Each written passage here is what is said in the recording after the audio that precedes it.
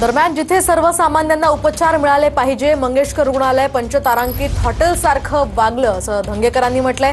मंगेशकर कुटुंबियांची जी ध्येय धोरणं होती ती संचालक राबवत नाही, यांना राजकारण्यांचा वरदहस्त आहे, हे लपून राहिलेलं नाही। दीनानाथ मंगेशकर रुग्णालयाला शासनानं वेळोवेळी मदत केल्याचं सुद्धा धंगेकर म्हणालेत। शिवाय मंगेशकर रुग्णालयाला शासनानं वेळोवेळी मदत केल्याचं धंगेकरांनी या ठिकाणी म्हटलंय।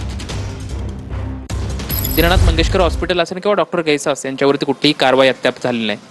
मग आपण बघितलं असेल, दीनानाथ मंगेशकर हॉस्पिटलला शासनाने वेळोवेळी मदत केलेली आहे। त्यांना जागा भाड्याने दिली, त्याच्या अटी ज्या 18-19 अटी त्या सगळ्या शर्ती भंग झाल्यात।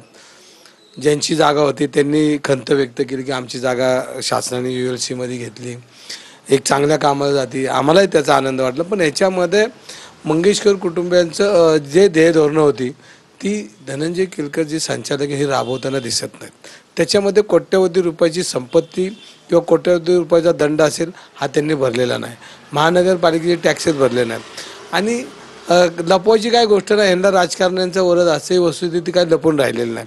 माननीय पवार साहेबांनी बी त्यांना पूर्वी ती मुख्यमंत्री असताना जागा दिली, म्हणजे त्यांना साधं उद्घाटनला सुद्धा यांनी बोलवलं। म्हणजे हे यांची स्वतःची कल्पकता किती मानवी हक्क मानवी आहे हे आपल्या लक्षात येतं।